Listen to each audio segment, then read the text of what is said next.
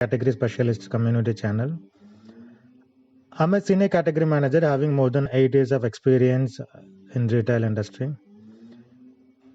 The reason I opened the channel to share in-depth details about category management, maybe which will support the people who run an organization or the people who get involved in a retail industry or the people who started their career as a category manager. We have been uploading a series of videos. If you didn't check our previous videos, you can go and have a look at it. Today's topic, which we are going to discuss, it's a very important topic in the retail industry. OTB, open to buy. Open to buy is the amount of merchandise your retail store can buy during a certain period. Why it's so important? Why it is important? Imagine having too much inventory or the wrong product during a certain period, which easily kill your cash flow and reduce your profit, because if you do a wrong buy, then automatically you have to do a too much markdown to clear them out. Then automatically that will kill your profit as well.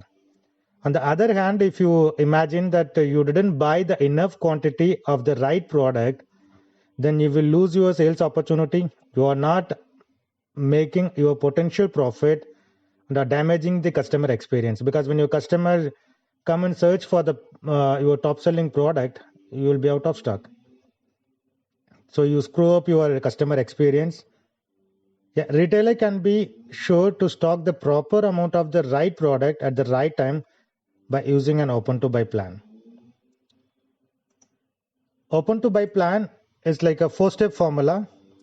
As a basic, you have to consider your sales plus your ending inventory, how much inventory you want to have it after you finish a particular period, a certain period.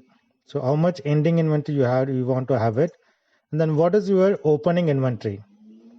So your sales plus ending inventory minus beginning inventory, which is equal to your purchase value. That's your OTB, open to buy value. Let me give you some basic example to make you clear. Imagine you are having your friend's party in your home, and then you are projecting about 10 eggs you are going to utilize for that party. So which considered as your sales. So you are going to utilize about 10 eggs for your friend's party. And then after you finish your party, you want to have 4 eggs in your refrigerator that considered as the ending inventory. When you check your refrigerator, there are about 3 eggs already there. So that's going to be your opening inventory.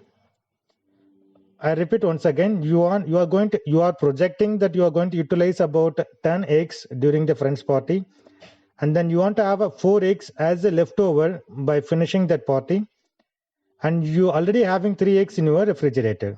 So how many eggs you want to buy? You're supposed to buy to fulfill that friend's party. You have to buy 11 eggs. It's very simple. It's a 10 plus 4, which is equal to 14 minus 3. It's going to be the amount of eggs you want to buy to fulfill your friend's party. Let's take some real example with the numbers.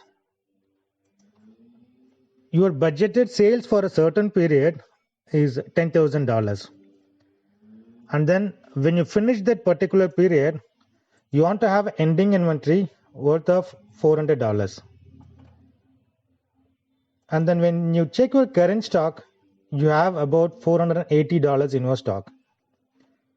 So how much you want to buy? You have to buy $9,920, which is going to be your OTB. That's the purchase value you have to plan.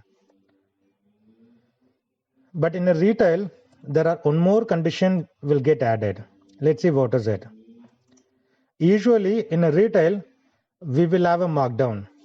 So the basic 4-step formula will have one more condition when you have a markdown, because whoever or whatever the category or whatever the product will not have a markdown or the clearing process, you don't need to consider the additional one. But whatever the categories will have a markdown policy or the clearing end of season or whatever the sale event which you do, for those you should add this markdown percentage. Let's add this markdown percentage. Imagine you will have some 20 to 30% of the markdown percentage. You will have it during the sales period or by end of the sales period, which is also you have to consider when you do your buying plan. Let's take the same example. Your projected or the budgeted sales is $10,000, and then you want to have $400 as ending inventory, and then $480 is your beginning inventory, and then you are planning to have a markdown of 20% based on your past history. Imagine this is an example, just an example.